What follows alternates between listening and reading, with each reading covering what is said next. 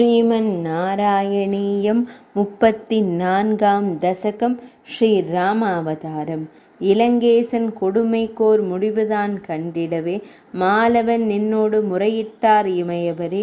கலைக்கோட்டு முனிவன்தான் குளபிக்காய் வேள்வி செய்ய பலனாக குண்டமதில் அக்கார அடிசில் வர நலமிக்க தயரதன்தான் மனைவியர்க்கு பகிர்ந்தளிக்க குலம் விளங்க பிறந்தனரே ராமனோடு மூவருமே.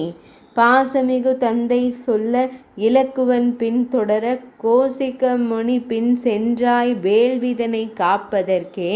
புவனத்தின் நண்பன் சொன்ன மந்திரம்தான் சக்தி தர ஔனர்தம் மங்கை தனை அம்பினாலே அழித்தாய் நீ.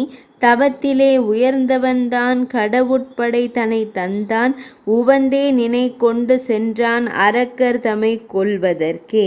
பின்னொரு நாளில் பொன்மான் தன்னை வன்மை அம்பால் கரையிலிட்டாய் புன்மை மாக்கள் கொன்றறம் புரந்தாய் நன்மையுறு அடியால் கல் பெண்ணாக சனகன் மாளிகை சென்று வில்லொடித்தாய் ஜானகியை கொண்டு அயோத்தி சென்றாய்.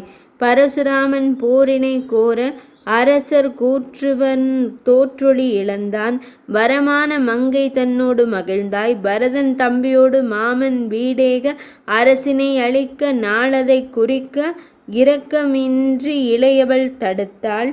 தந்தை சொல்லே மந்திரம் என்றே முந்தி நீயும் கானகம் செல்ல இந்திரன் போன்ற இளவலுடன் வர வந்த திருமகள் தானும் தொடர்ந்திட வந்ததோர் மக்கள் தம்மை தவிர்த்து சொந்தமாய் கொண்ட குகன்தான் உதவ அந்தணன் சித்திரக்கூடம் சொன்னான்.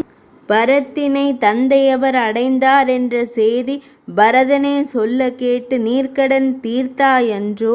அரசாள அழைத்த தம்பி சிரமதில் பாதுகை கொள்ள வரம் தரும் அத்திரி தொழுது சரபங்கன் உய்ய வைத்தாய். போக்கிலா இருளில் நின்ற முனிவரை காப்போம் என்றாய் நீக்கமர நிறைந்தோன் வில்லை பகைவரை அழிக்க வேண்டி ஆக்கியோன் தெய்வ படையோடு குருமுனி தரவே பெற்று ஊக்கமுறு சடாயு சொல்ல ஏகினாய் பஞ்சவடிக்கே. அளவில்லா மையலோடு தையலவள் அருகில் வர இளவல்தான் சினங்கொண்டு அங்கங்கள் சிதைத்துவிட தளபதிகள் அனைவரோடு கர தூடனர் தாமும் வர களத்தில் 7,000 வதைத்தாயே. அருளில்லா அரக்கன் சொல் பணிந்தேதான் மாரீச்சன் தெருளுடனே மானாகி வந்து தான் மடிந்தானே. அருள் தோற்றும் குரல் அதனை அவுணன்தான் தந்தானே. பொருளுடை மன்னவன் தன் இளையவன் தான் சென்றானே. இருளுடை மனத்தவன்தான் சீதையை கவர்ந்திடவே ஒருளுலகு ஓம்புவான் நீ நன்றென உள்ளினாயே.